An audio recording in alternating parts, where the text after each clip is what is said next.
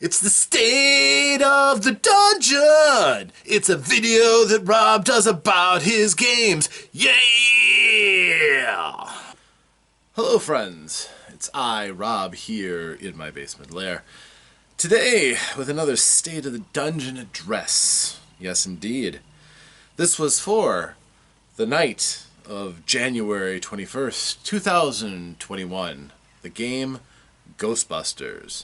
Now, unfortunately, not all players were present. We were sorely missing one of our players, the player of Jimmy, who was under the weather. And we all hope for your speedy recovery. But the rest of us were determined to carry forth Ghost to Bust and all that. So, we did the recap where everybody was aware we were in the middle of action. At the moment, there was a possessed ghost hunter host down in the basement threatening to do terrible things to Schmidt. Cassie was also downstairs, Cassie the psychic, who was just brushing off the lingering effects of enragement. Again, a little supernatural tinkering.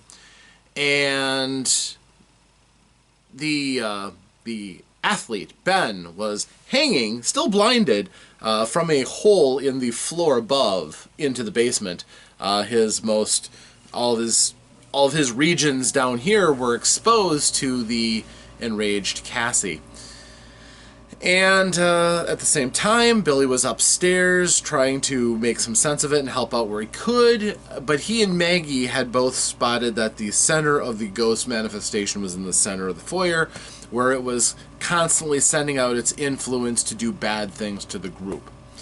So, that's kind of how things stood. Now, Jimmy, of course, too, was he had just gotten finished dealing with the assistant to Cassie Stone, but the player wasn't there. And in the middle of action, the DM has discretion to do something. So instead, Jimmy and Dean, the assistant, ran off to do some local indie pro wrestling. Their grappling had inspired a desire to explore the pro wrestling market, and they got a pretty good tandem going together. When he comes back, he's actually going to have new talent in wrestling under muscle added on to his abilities. So that's a good thing. Yeah. So we hope you get back soon. So anyhow, the battle took place. First of all, I have procured this wonderful miniature from my friends at Benchley, Dale and Beyond. This is to the game, normally it is to the game Cthulhu Wars, and I thought, this is a ghost. This is a perfect ghost for exactly what I want to do. It is evocative, it is scary, it is just otherworldly enough that it is going to be my stand-in for my ghost. The tentacles were perfect because in its spectral form, it uses its tentacles to reach out and manipulate things, to either possess, to alter emotions and spread fear, or to do poltergeist effects. So, it also can manifest, as they found out, because it suddenly appears in the foyer. And, well, the group was reacting to that, mostly with proton packs. They zapped it. However, proton streams were just bouncing off the thing. No ghost dice, no shenanigans and complications. It just wasn't being affected by these proton streams. It was too powerful. Schmidt realized that the water heater that he was crawled up next to was going bad, as in imminent danger of exploding. So he ran out of the basement very quickly. Good move for survival's sake on his part. Unfortunately, Ben then took the dragon punch, someplace tender, and he was hurt, but Cassie messed up her hand punching him because he's wearing football player's uniform, the armor padding, and including an athletic supporter, so that punch hit hard plastic. Oh yes, it hurt quite a bit, but sure, her hand got messed up. So he tried to turn his fall into landing on top of her. What he didn't realize is that her strength is supernaturally enhanced, so she just grabbed him and chucked him down. She saw what she had done to Dean, so he shouldn't have been too surprised at that. But yeah, she wasn't just a little power pack of just anger and everything. She threw him to the ground.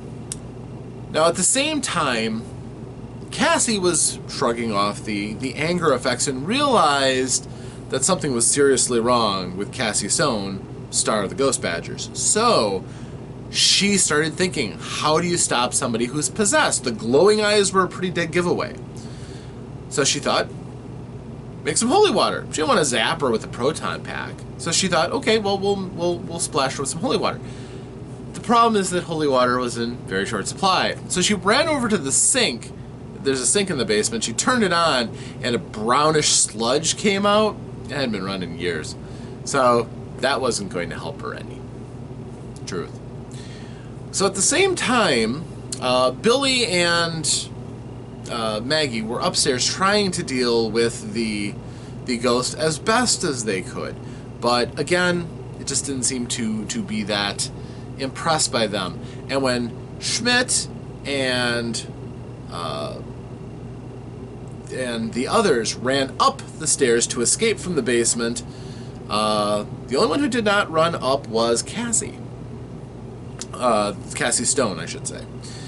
It was a weird coincidence that I had a major NPC, Cassie Stone, had the same name as one of the player characters, but that's what happens when player characters are created by the players. It can happen.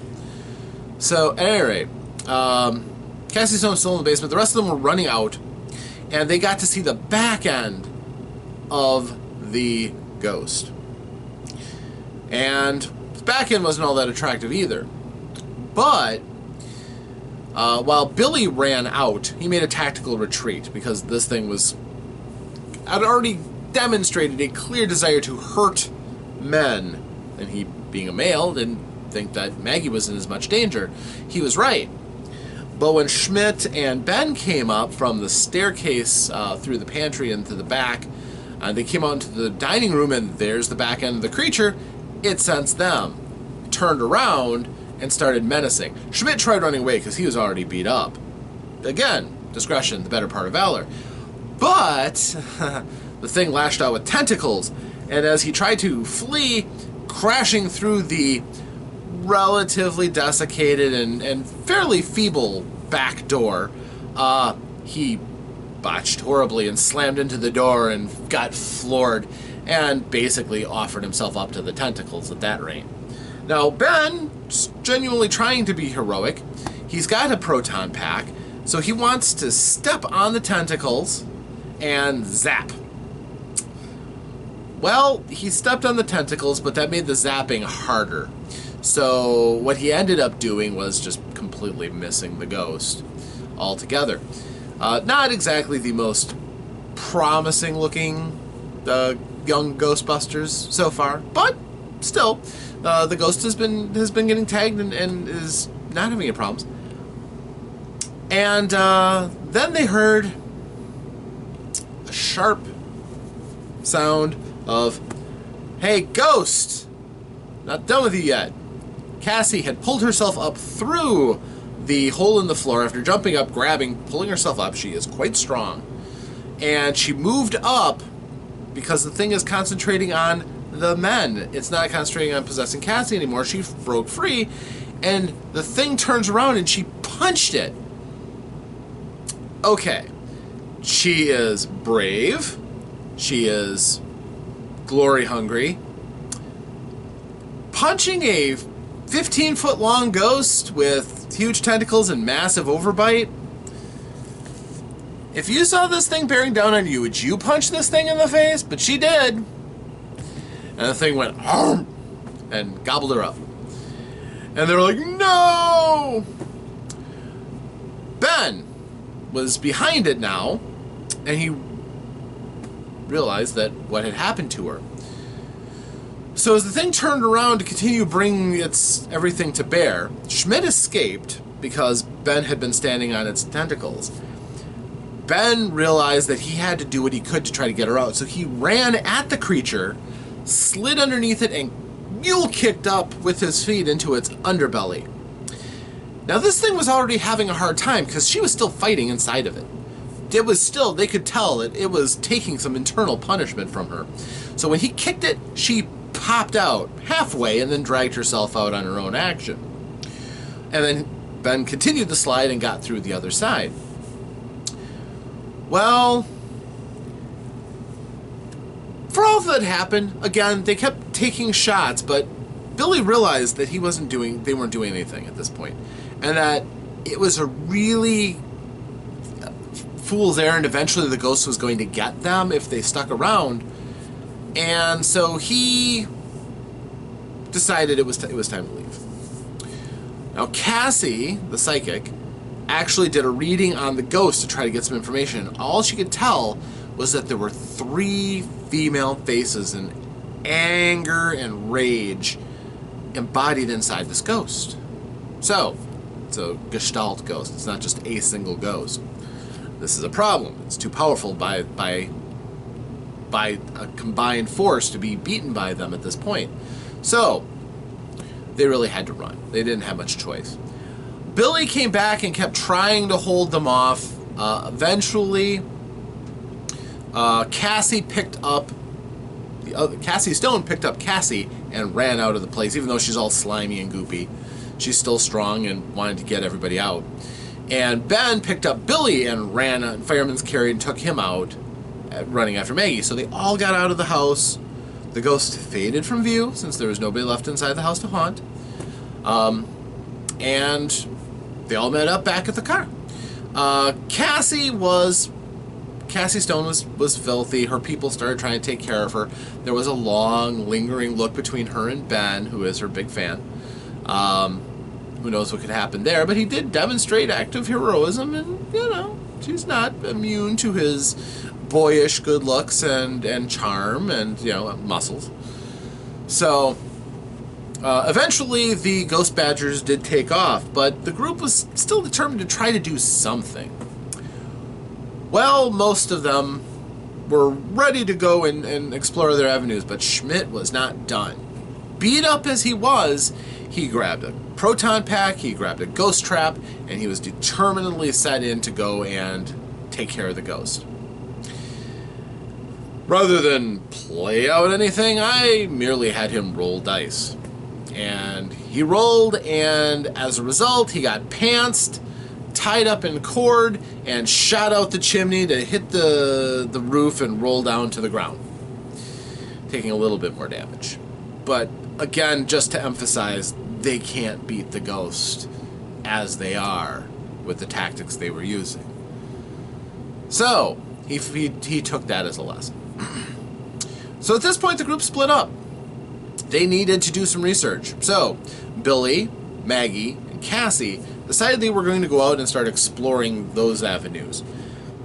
Schmidt thought that there was still something to be gained, though, from exploring around on the grounds and trying to find some information, especially about that graveyard that Jimmy had found, tucked away in the back corner of the lot.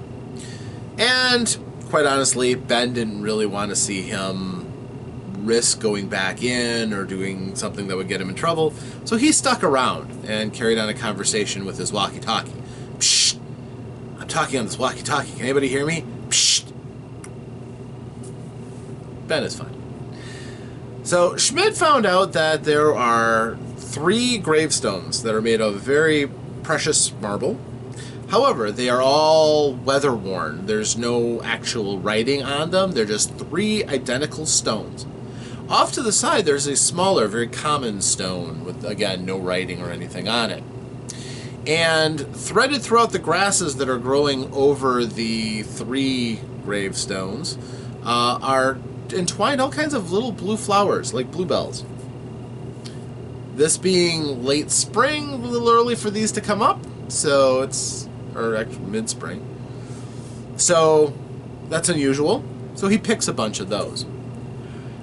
The rest of the group goes off. Now, Billy wants to check out the Ghostbusters manual, and he gets the factual information. This is a Class 5 spirit, meaning that it's based off of strong emotions, it can appear in a non-human form and is set on a particular goal. Think Slimer was also a class 5, not as powerful, but as a class 5, he was a glutton, and he was able to just fulfill his desire for gluttony, trying to eat food, and even though he didn't need it, he would just go through the act of eating and drinking.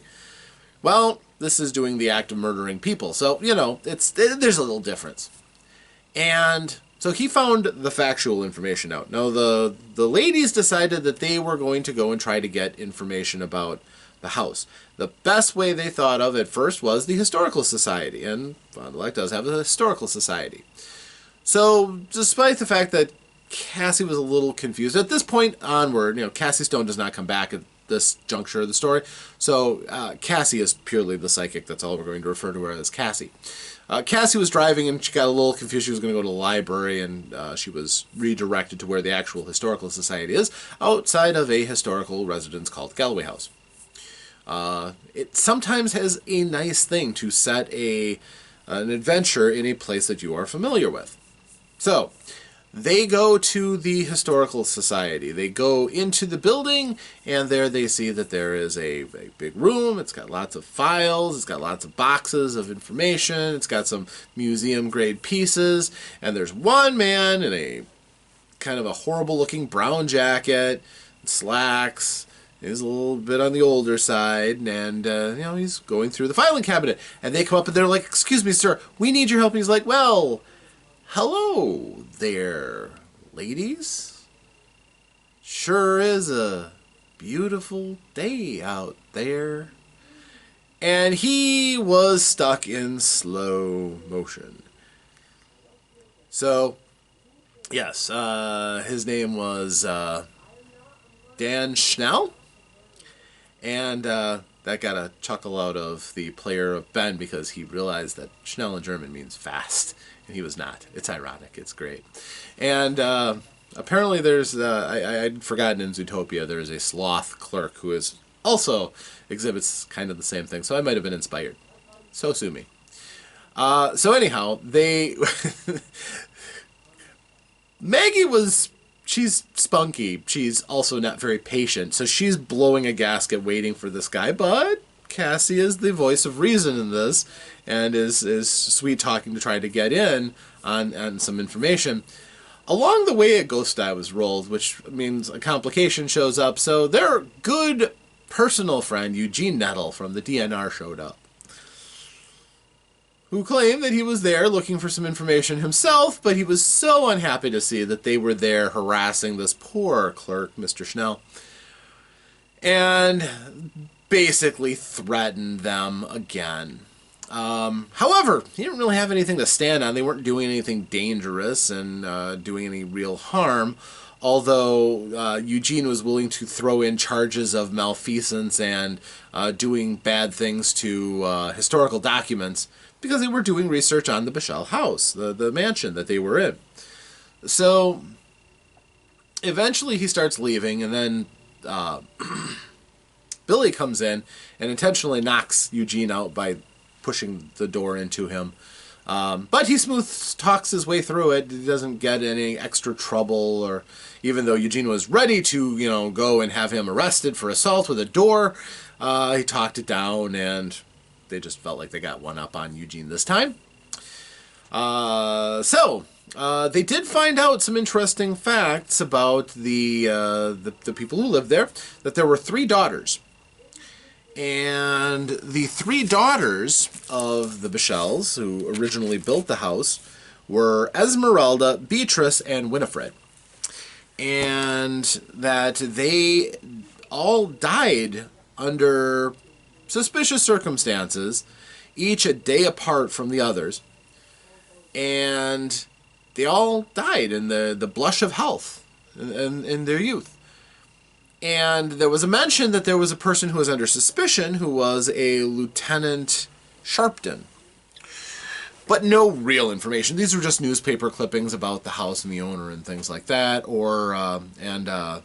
There was some documentation that was done by a historian.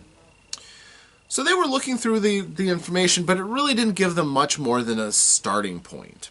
So they were interested in continuing onward. From this point, they went back and they got the rest of the group together. It did take a little while to get things from Mr. Schnell, so. And they got back to the rest of the group. They compared notes, and they decided, you know what? We've been doing this a day. It's been a long day. Let's go eat. Let's make some plans. So they went, ordered pizzas, got back to the place, and just started doing the quality of life things like getting the house hooked up with TV and internet, and discussing things and doing some research on their laptops.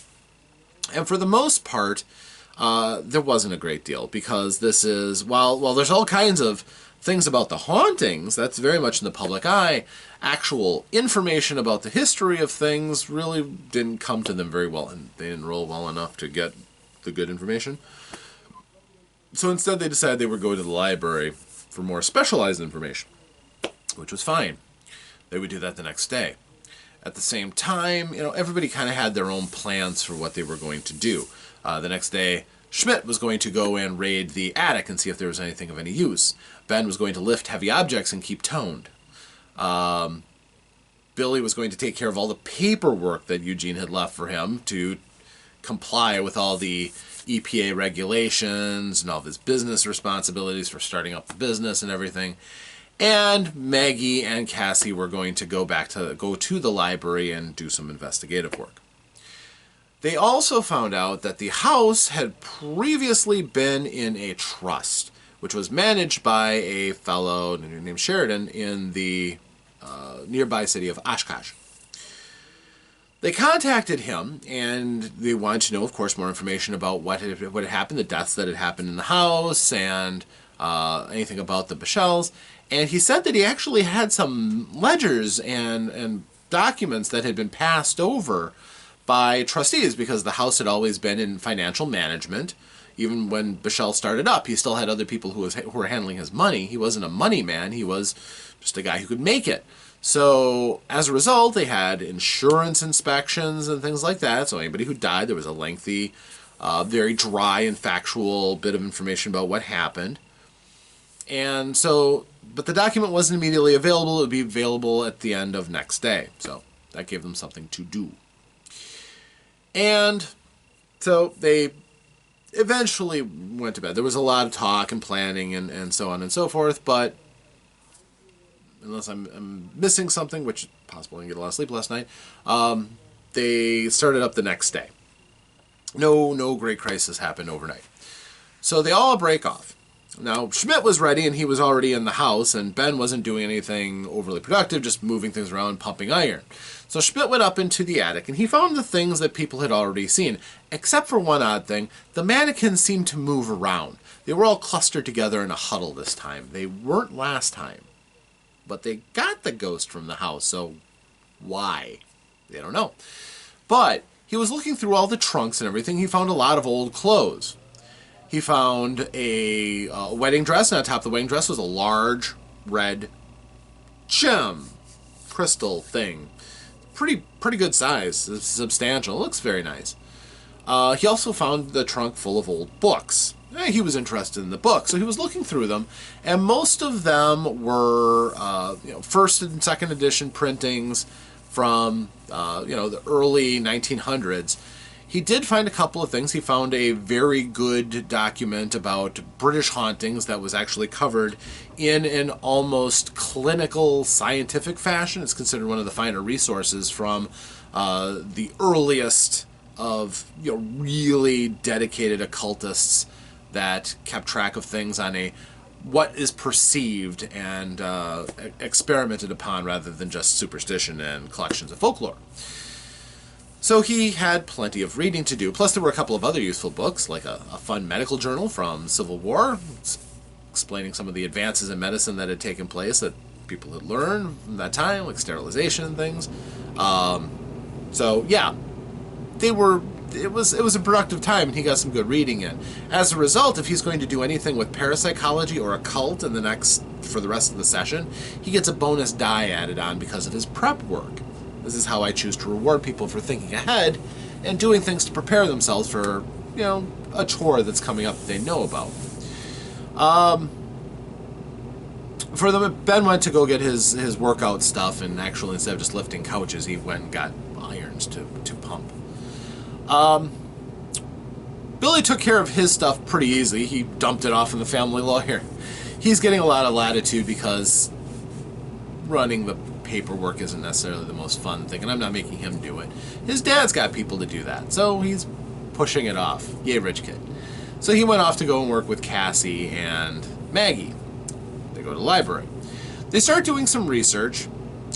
Unfortunately, while he's pretty clever, the ghost die was brutal to Billy, and Billy didn't roll very well. So guess who had another bump in with Eugene? Eugene Edel showed up. They started having a spat because, Billy was kind of putting things back from looking at them inattentively, and Eugene is absolutely terribly OCD.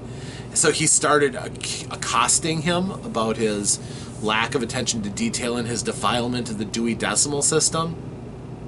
This is Eugene. And they both ended up getting thrown out of the library by an angry librarian. So, I do love Eugene. But anyhow, the girls were very, very successful in their search for different information.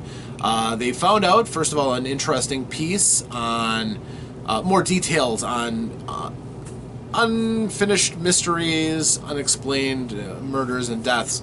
And they found out that the girls, the Bichelle daughters, were all accused of fraternizing indecently with this Lieutenant Sharpton. These girls were rich, single, and out in Wisconsin, where there wasn't necessarily a lot of attractive rich girls for all of these social climbing doctors and so on to employ their charms to. So when this guy comes in, everybody accuses him of being a Lothario, a loathsome turner of women's heads,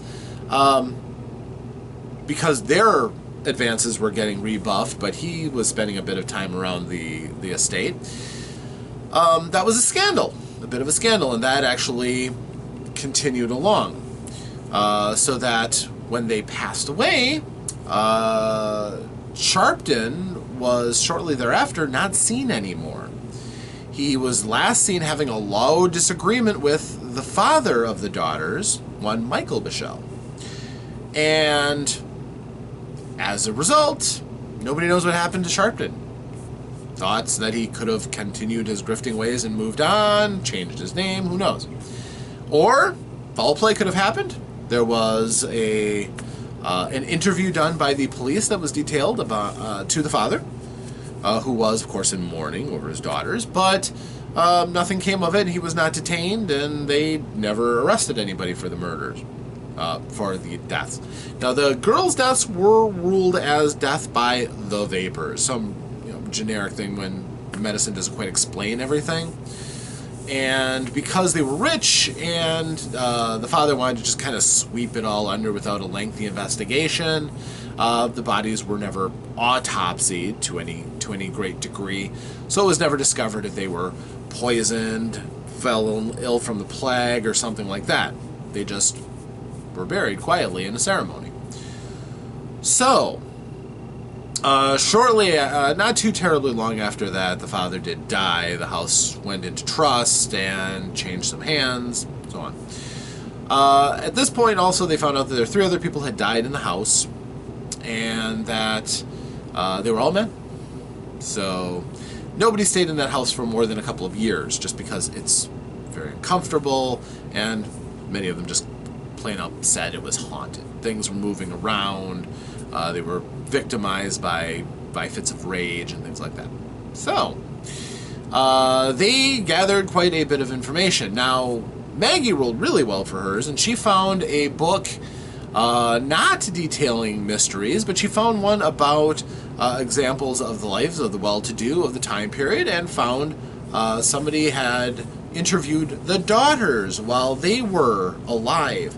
and she found out some personality details. For example, Esmeralda considered herself the eldest, even if it was by a minute or two. And she considered herself the prettiest and was very vain and proud of her good looks.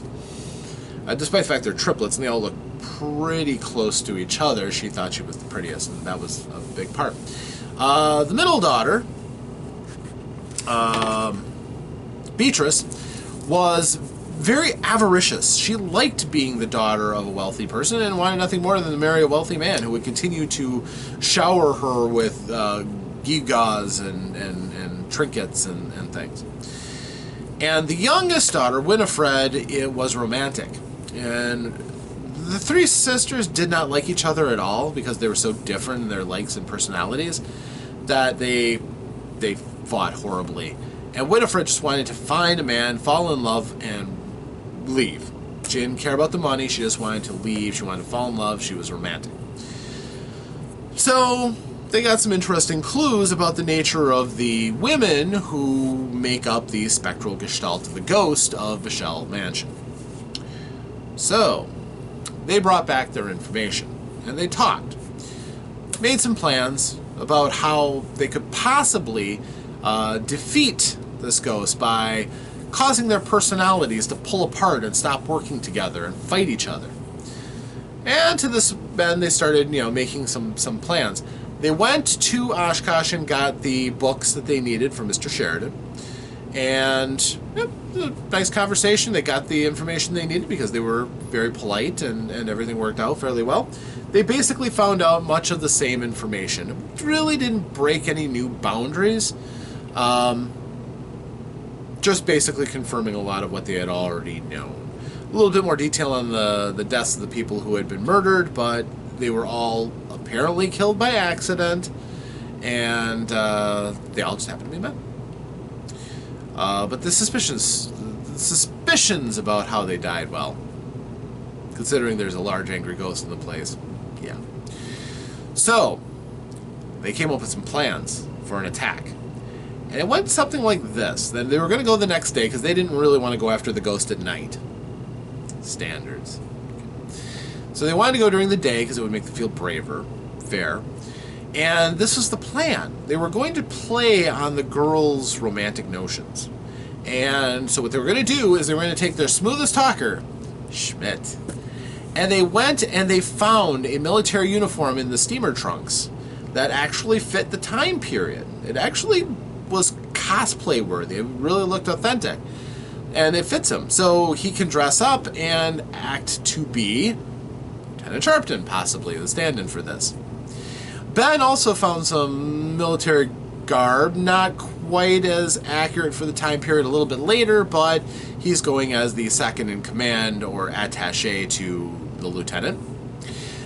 The others also found period garb, not military, but the ladies found some very nice dresses, and Billy found some okay clothes for the time.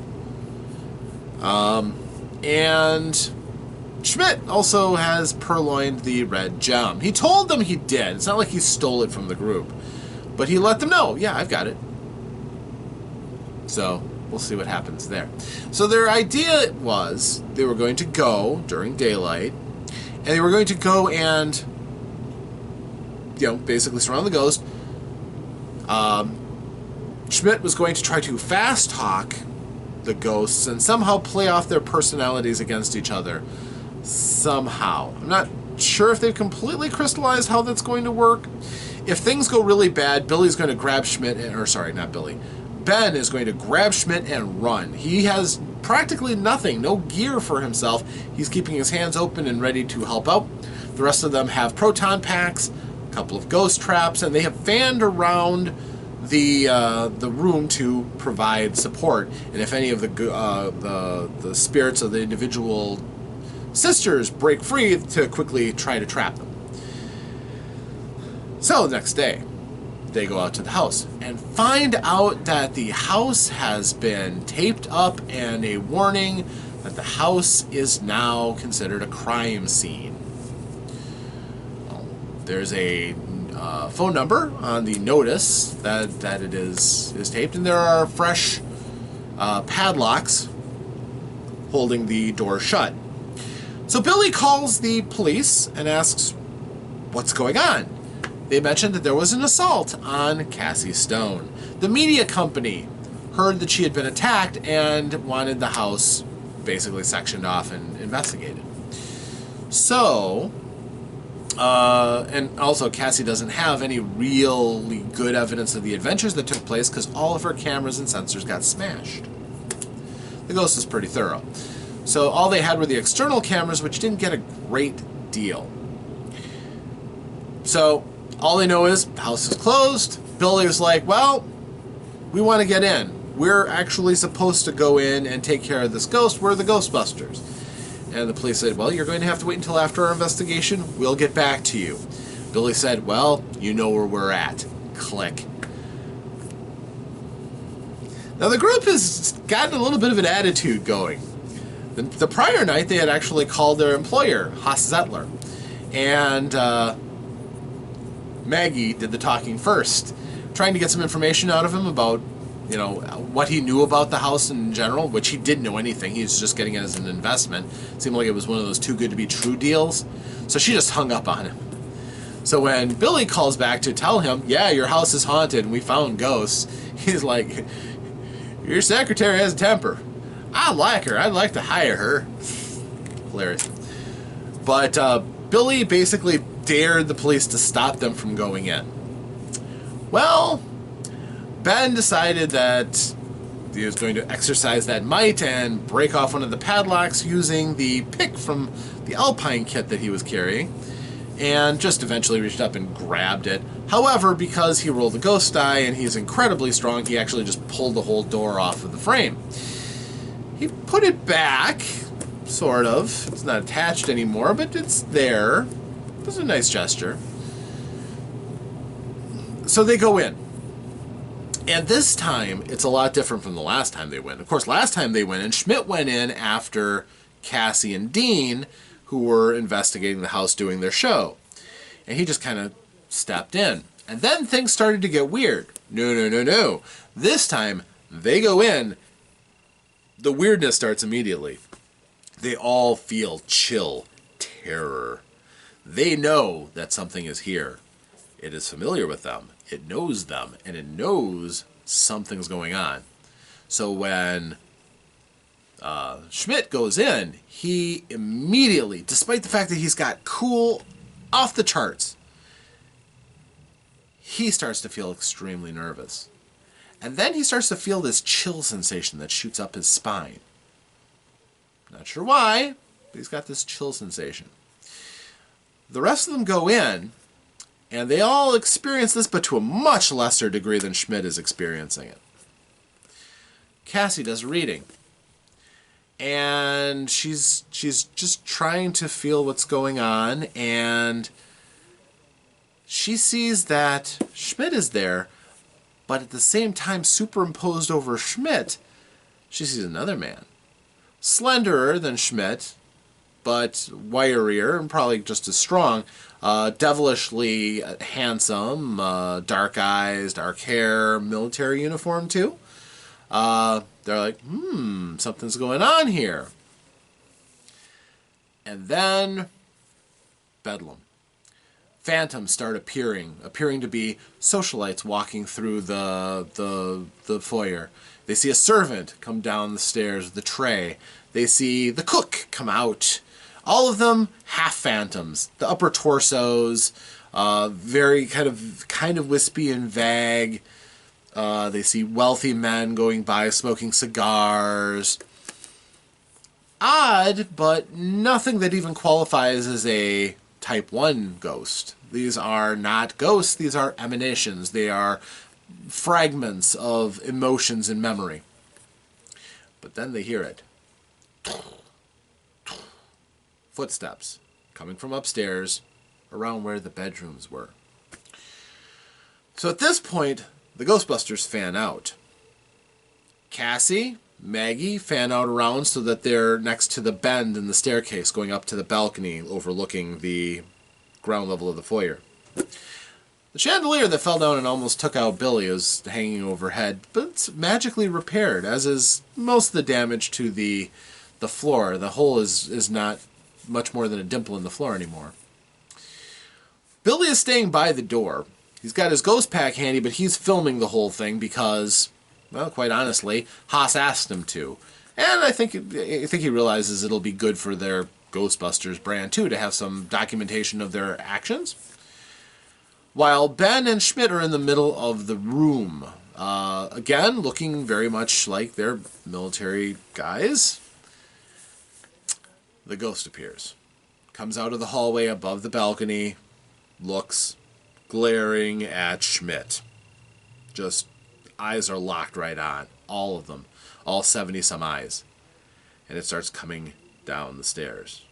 At this point, nobody's doing anything. They're just watching. They're in position. Goes down the stairs. Looks at Schmidt, its tentacles waving. And that's where we stop for the night. Another good cliffhanger. So when we get back, we will start with them laying out the plan and seeing what they decide to do and say, and do they cause these sisters to rebel against each other so that they can actually have a chance of winning?